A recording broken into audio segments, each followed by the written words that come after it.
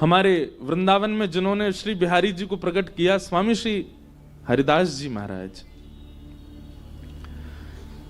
बिहारी जी के चरणों से नित्य सोने की मोहर प्रकट होती थी। स्वामी श्री हरिदास जी को जब ये बात पता, जब बिहारी जी आए तो सोने की मोहर प्रकट होने लगी चरणों से, तो स्वामी जी बोले क्या करें, हम तो भजनानंदी, ये सोने की मोहर प्रकट करके ठाकुर जी हमको भजन से विचलित कर देंगे। तो उन्होंने क्या किया, जितनी मोहर प्रकट होती उससे 56 भोग सामग्री बनवाते, और 56 भोग सामग्री बनवा करके विभाजन करते। जलचर यमुना जी के जितने भी मछली आदि उनको बांट देते। थलचर तो जितने भी ब्रजमंडल के थल पर रहने वाले, पृथ्वी पर रहने वाले जीव जंतु उनको बांट देते, और आकाश में विचरण करने वाले पक्षियों को बांट देते। उसके बाद जो अंश बचता वो वैष्णव ब्रजवासियों में बांट देते। उसके बाद जो अंश बचता वो अपने संग रहने वाले परिकर सेवकों को बांटते। उसके बाद जो अंश बचता वो दर्शनार्थी जो बाहर से आए उनको बांट देते। स्वयं क्या पाते, 56 भोग बना करके एक खीर में कुशा बोरते, उस कुशा में जितनी खीर आ जाती उसको मुख में ले लेते। बस इस स्वामी श्री हरिदास जी का स्वरूप। केवल धन की बात नहीं हो रही है, सर्वांगीण स्थिति से आप त्याग, एक अलग बात होती है। त्याग जिस वस्तु का किया जाता उसको पुनः स्वीकार नहीं किया जाता। त्याग एक अलग विषय है, त्याग की बात नहीं हो रही है यहां पर। यहां पर बांटने की बात हो रही है, यहां लुटाने की बात हो रही है। वस्तु ले तो रहे हैं पर लेकर के उसमें कुछ अपना अंश जोड़ करके उसको व्यय कर देते हैं, उसको बांट देते हैं। ऐसी स्थिति यदि मन में प्रकट होती जा रही है, समझो अब ठाकुर जी आ गए। ठाकुर जी जीवन में आएंगे, संग्रह की स्थिति नहीं रहेगी, आप संग्रह नहीं करोगे।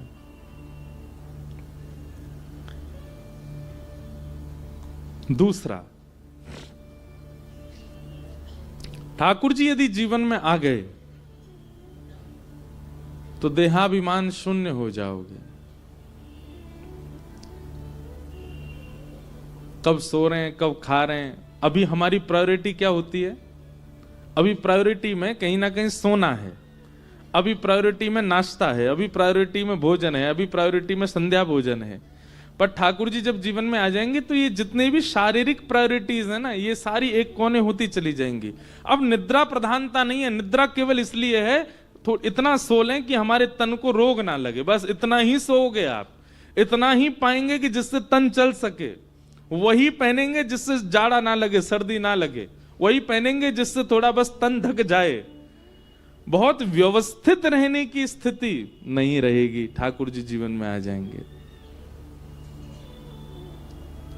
आप यदि बहुत व्यवस्थित रहते हैं, व्यवस्थित रहने का मतलब समझ रहे हैं, एक एक चीज का बारीकी से ध्यान रखते हैं, मेरे बाल कैसे हैं, मेरे कान कैसे, मेरी आंखें ठीक हैं कि नहीं है, मेरे हाथों का सब रंग तो उतर नहीं रहा, काले पड़ जाएं तो कुछ लगा लो, ये कर लो, वैसे इस प्रकार से जो रहना प्रारंभ कर दे, बहुत देहाभिमानी होकर के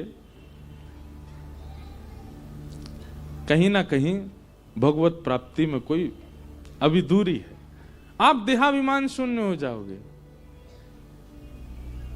जिन भेषा मेरो सावरो रीझे, जिन भेषा मेरो सावरो रीझे, सोही भेष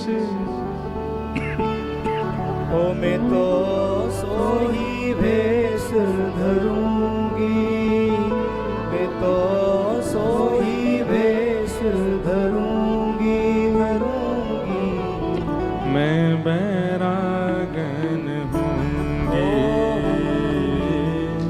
मैं बैरागन हूँगी। जिन भेषा मारो सांवरो रीछे। तन की जो स्थिति है ना, कब खा रहे हैं, कब पी रहे हैं, कब सो रहे हैं, कब जाग रहे हैं, कब, ये सारी स्थितियों से आप परे हो जाओगे। उत्सवात्मक जीवन हो जाएगा। उत्सवात्मक जीवन मतलब उत्सव तभी हो सकता है जब आप देह से व्यवस्थित नहीं हो। घर में ब्याह चल रहा है, सगे भाई का ब्याह हो रहा है और आप करो और 10 बज गए, अब तो मैं सोने जाऊंगा, तो बाकी लोग क्या कहेंगे, अरे पागल, घर में ब्याह है, आज भी तेरे को सोने की पड़ी है। क्यों? ब्याह के समय ही हम ऐसा क्यों कहते हैं कि भाई आज भी तुझे सोने की पड़ी है? ठाकुर जी के संबंध में ये बात क्यों नहीं कहते हैं? ठाकुर जी घर में विराज रहे हैं तो सोवे की पड़ी है। लाल जी ने अभी सुबह तक कछु पायो नहीं दे तो को पराठे पावे की पड़ी है। हम व्यवहारिक जीवन में, व्यवहारिक समाज में इस बात को प्रस्तुत कर देते हैं कि भाई ऐसा ऐसा हो रहा है और तुमको अपने तन की पड़ी, अपनी पड़ी है। ये अपनी पड़ी वाली बात हम हमेशा संसार में प्रयोग करते हैं। यही जब ठाकुर जी के लिए प्रयोग हो जाए, तुमको अपनी पड़ी है, तुमको ठाकुर जी की नहीं लग रही जरा भी, उसी समय से समझ जाना अब ठाकुर जी प्राप्त होने लग गए। ये अपनी पड़ी है वाली बात, तुमको अपनी पड़ी है, ठाकुर जी विराज रहे तुम्हारे माथे, इनकी सेवा करो, उनकी सेवा के लिए निद्रा को काटो, उनकी सेवा के लिए भोजन व्यंजन को काटो, उनका पहले ध्यान रखो।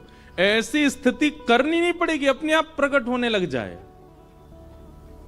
तो समझो भगवत प्राप्ति। और तीसरा सबसे विशेष, भगवत प्राप्त होने के बाद, भगवत प्राप्ति के बाद एक लक्षण होगा, सब प्रिय लगने लग जाएंगे, सब भाने लगेंगे। कोई अत्यंत ऐसा व्यक्ति जिसकी सबने निंदा कर दी हो, जिसको किसी ने भी हृदय से ना लगाया हो, जिसकी किसी ने भी एक बात भी प्रशंसा की ना करी हो, वह भी आपके सामने आ जाए, आप उसमें भी गुण देख लो, उसमें भी कुछ अच्छा ही देखने लग जाओ, ऐसी स्थिति प्रकट हो जाए, समझ जाओ ठाकुर जी आ गए। ये 3 भाव प्रधान हैं। सबसे पहला संग्रह की स्थिति ना होना, दूसरा देह का अभिमान ना होना, और तीसरा सबके प्रति प्रिय भाव होना। ये ठाकुर जी की प्राप्ति के लक्षण है।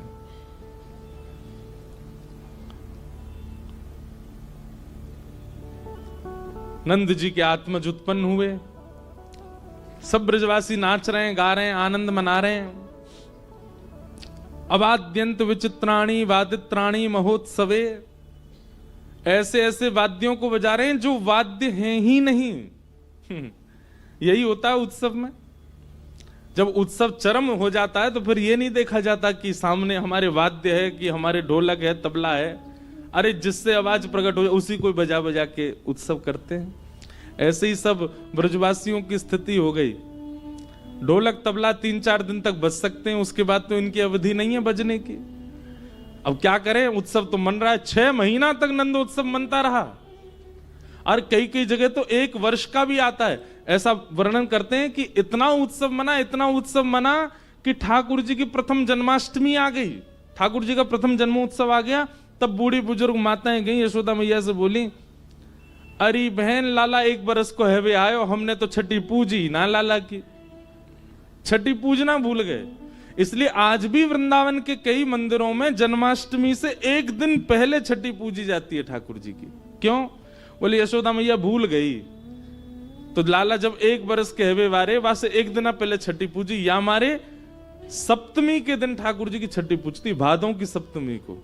नाथद्वार में भी यही नियम है, और वृंदावन के भी कई मंदिरों में भादों की सप्तमी को छठी पूजती है और अष्टमी को जन्माष्टमी होती है, जन्मोत्सव होता है लाला का।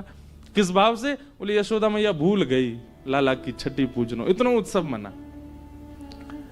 2-4 दिन तक तो ढोल नगाड़े सब बजे, अब कहा करें, अब कहा बजाएं।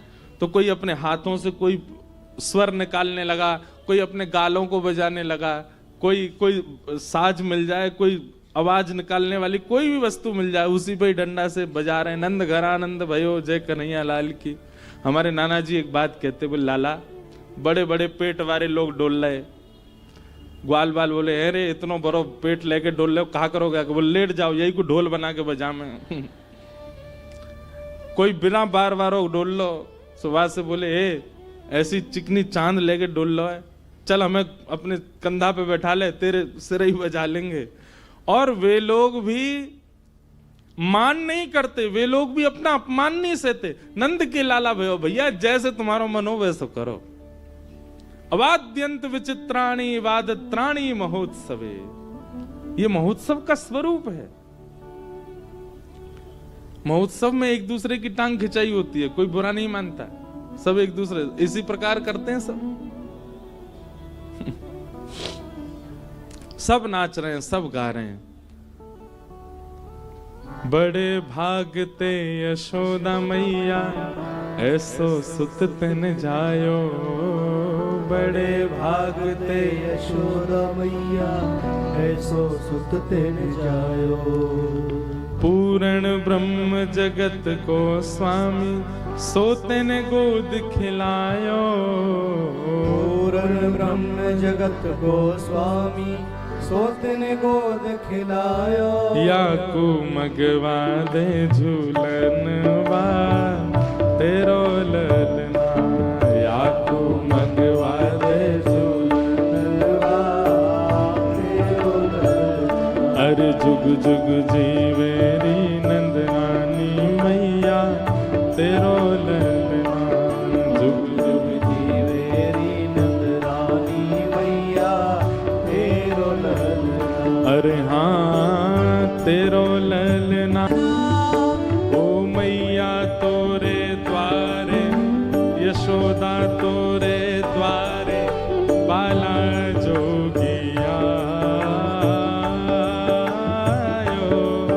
बाला जोगिया आयो। ए मैया तोरे द्वारे यशोदा। कहा सोने की थाल ला, वहां में रत्न जवाहरात सबरे भर के लिया और लाला की 7 बार ऐसे बेर के नजर उतार के जब बाबा हुए दिया। दिखेगा वो ना गोकुल में, लेके चलो जाएगा इतने रत्नन ने। लाला ना दिखाऊंगी आपको। ले भिक्षा चली नंद रानी कंचन थाल सजायो। लो भिक्षाव जोगी जाओ। भिक्षा लेकर के जैसी मैया गई, जाकर के रत्न आभूषण सब प्रस्तुत कर दिए। महादेव देख करके बोले मैया जी कहा लेके आई हो? बोले बाबा यही ले जाओ, ये दक्षिणा है हमारे लाला के यहाँ। आप आए, आप हमारे द्वार पे आए, आपको बारंबार प्रणाम करें, लो दक्षिणा लो, अब जाओ यहाँ से। मैया हमको ये सब ना चाहिए, हम तो तेरे लाला को दर्शन करने आए हैं। मैया बोली मेरो लाला फोटून में भी सांप देख ले तो डर जाए। तुम तो सांची की लटका के डोल रहे हो। कानन में कुंडल नहीं है, देख कैसे बिच्छू पकड़ के बैठे हैं। बिच्छू के डंक यहां लगा रखे हैं महादेव ने, बिच्छू लटक रहे। कैसे भोले बाबा है। मैया या एक सांप ते इतनो भय खा रही है, तेरो लाला 1000 फण वाले सांप पे सोवे। यशोदा मैया बोली मेरे लाला की शत्रु सो में 1000 फण वाले सांप पे ऐसी बोल लो बाबा हैं। मेरो लाला सर्प के आसन पे सो। अरे मैया तू जानती नहीं अपने लाला को, वो त्रिलोकीनाथ है, पर ब्रह्म है, देवी देवता सब बाकी आगे नतमस्तक रहे। बोले बाबा सबरे त्रिलोकी में हल्ला कर दियो, देवी देवता ने मना कर दियो, मेरो लाला कोई तो नहीं मिले को।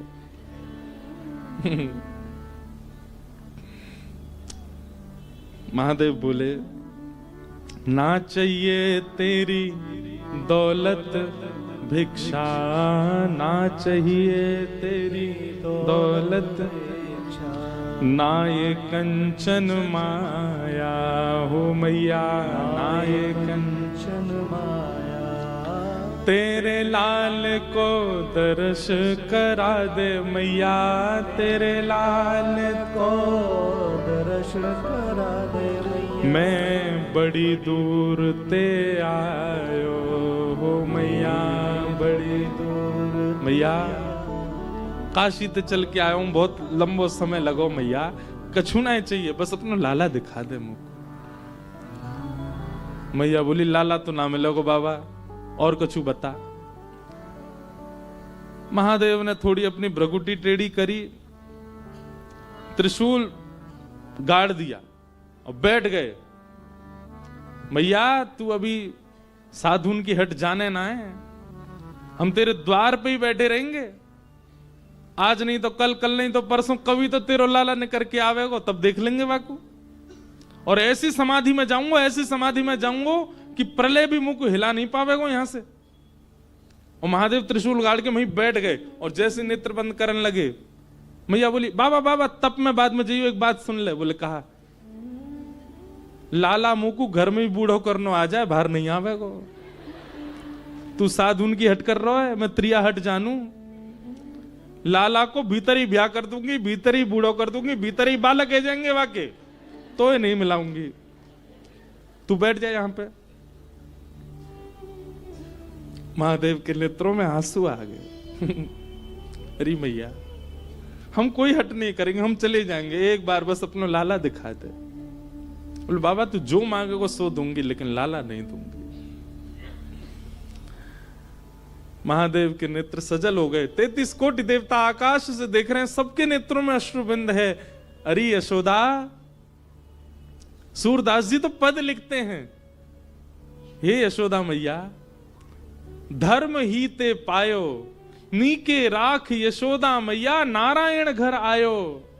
अरे मैया तेने कौन से पुण्य किए, तेने कौन से ऐसे सत्कर्म किए, साक्षात नारायण तेरे यहां लाला बन के आए। महादेव बोले मैया नहीं कराओगी दर्शन।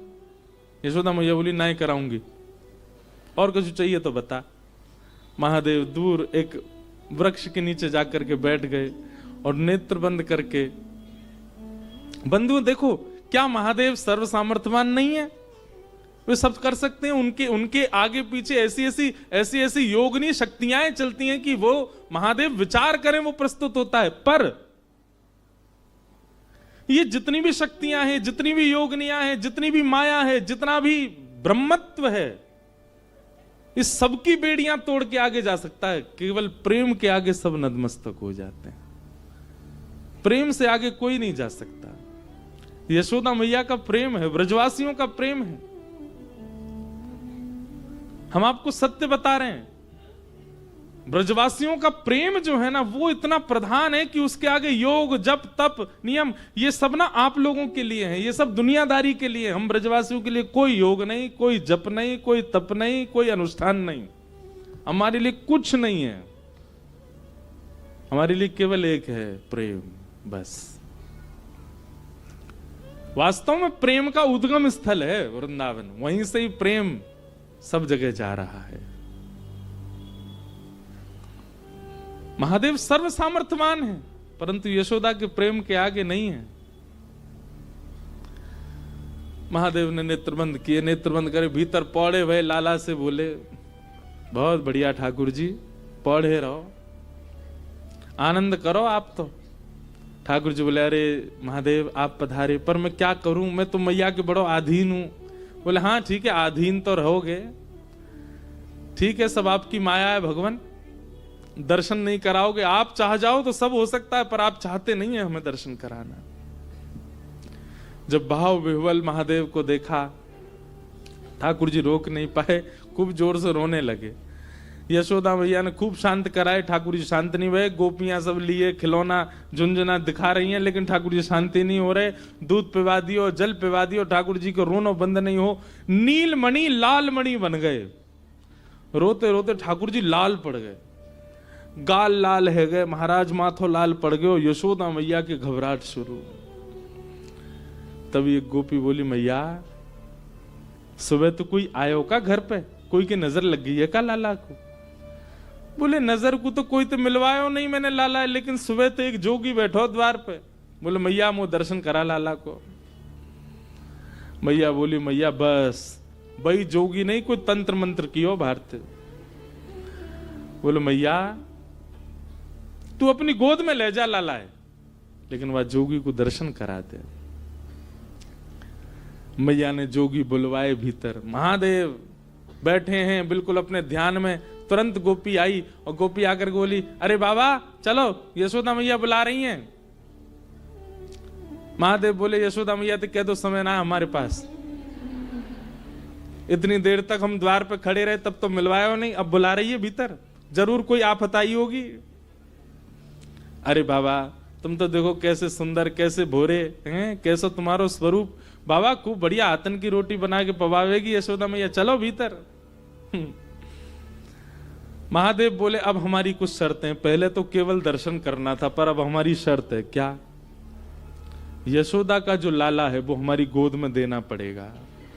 हमारी गोद में आएगा, हम उसको थोड़ी देर खिलाएंगे, थोड़ी देर उसके संग नृत्य करेंगे, थोड़ी देर जब आनंद हो जाएगा तब दे के जाएंगे। पहले तो दर्शन में ही हम जा रहे थे, दर्शन करके वापस, पर अब हमारे भाव बढ़ गए, अब हम गोदी में खिला के जाएंगे। मंजूर हो तो बताओ।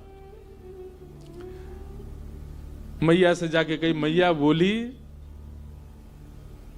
ज्यादा ज्यादा रात तक रोवेगो लाला, सुबह तो शांत ही जाएगो, गोद में नहीं दूंगी बाकी में। ठाकुर जी ने जैसे ये बात सुनी तो जैसे बच्चे रोते रोते कभी सांस चली जाती है बच्चों की, ऐसी रोते रोते ठाकुर जी की सांस चली गई। अब तो सब देखें तो मुंह खुल रहा है, आंसू निकल रहे हैं, लेकिन आवाज नहीं आ रही ठाकुर जी की। सब ने गोद में लिए, खूब थप्पी दई, ठाकुर जी की सांस नहीं आवे। गोपी बोली, मैया बाबा टोटका कर रहा हो भारते, बा गोद में दे दियो मैया, लेकिन वह बुला ले भीतर। लाला से बड़ो कुछ नहीं है। तुरंत कहीं बोले, बाबा जो कहोगे सो करेंगे। बोले अब हम गोद से भी ऊपर हमारी भाव बढ़ गए। बोले अब क्या भाव है आपका? बोले मैया से कहो अपने द्वार पे ही हमारा स्थान बनवावे, और जब जब यहाँ को लाला निकलेगा तब तब देखेंगे अब हम, अब इतने में काम नहीं चलेगा। यशोदा मैया सब में राजी है कि सूरदास जी महाराज वर्णन कर रहे हैं, महादेव भीतर गए हैं नंद भवन में। आहा, पंचवेर परिक्रमा करके, पंचवेर परिक्रमा करके, 5 बार तो पहले परिक्रमा करी महादेव ने, नेत्र थोड़े थोड़े लाल हैं। आहा, 5 बार परिक्रमा करके अपनी दोनों भुजाएं आगे करी हैं। जैसे ही सुकोमल श्री ठाकुर जी, सांस रुक गई है, मोह लाल पड़ गया है, नेत्रंते आंसू गिर रहे हैं, जैसे ही महादेव की गोद में गए और महादेव ने गोद में लेकर के जैसे ही अपने अंक में भर के महादेव ने ठाकुर जी को देखा, ठाकुर जी की सांस वांस सब आ गई, धीमे धीमे लाल मणि नील मणि हेन लगे, नेत्र खुल गए। और महादेव के इस रूप को देख करके, जैसे बालक के सामने कुछ विचित्र वस्तु दे दो तो वो टकटकी लगा के देखता है, ऐसे ही ठाकुर जी महादेव को देख रहे हैं। महादेव बार बार ठाकुर जी के श्री चरणों को अपने शीश लगा रहे हैं, नेत्रों से प्रेमाश्रु भर रहे हैं, ठाकुर जी को गोद में लेकर नृत्य कर रहे हैं। और जैसे किसी बालक को खिलाते हैं तो बालक किलकालियां मारता है, ऐसे ही महादेव बार बार जब जब ठाकुर जी की ओर देखते हैं तब तब ठाकुर जी किलकारी मार करके हंसते हैं। पंचवेर परिक्रमा करके, और ठाकुर जी को प्रसन्न करने के लिए अपनी श्रृंगी निकारी, श्रृंगी नाद बजायो, सूरदास बलिहारी या पे, सूरदास बलिहारी या पे। हरिहर के इस मिलन को देख करके, हरि छोटे हैं और हर बड़े हैं, हरि बालक हैं और हर खिलाने वाले जोगी बन के आए हैं। इस रूप को देख करके सूरदास जी बलैया ले रहे हैं, सूरदास बलिहारी या पे, सूरदास बलिहारी या पे, अपनो भाग जगायो भोले, अपनो भाग जगायो। महादेव ने तो दृष्टि मात्र से ठाकुर जी को प्रसन्न कर दिया। अब तो कभी ठाकुर जी उनकी जटा पकड़ ले, महादेव मुख पास करें तो उनकी नाक पकड़ ले, उनके गाल पकड़ लें। और ये दृश्य देख करके यशोदा मैया इतनी आनंद में भर गई। बोले बाबा अब कहीं मत जाओ, अब तो सदा के लैया आपको मेरी शपथ है, जब तक मेरो लाला या धराधाम पे या धराधाम को सुशोभित करे, आप मेरे लाला के संग ही रहो। महादेव आज्ञा दे करके गए, बोले मैया तुम्हारो लाला जहां जहां जाएगो अदृश्य रूप से मैं आके संग ही रहूंगा। हमारे ब्रज में जहां भी श्री कृष्ण ने लीला की है, हर स्थान पर महादेव का एक मंदिर विराजमान है, हर जगह महादेव संग ही हैं, समस्त लीलाओं में ठाकुर जी साथ में हैं। नमः पार्वती पते हर हर हर।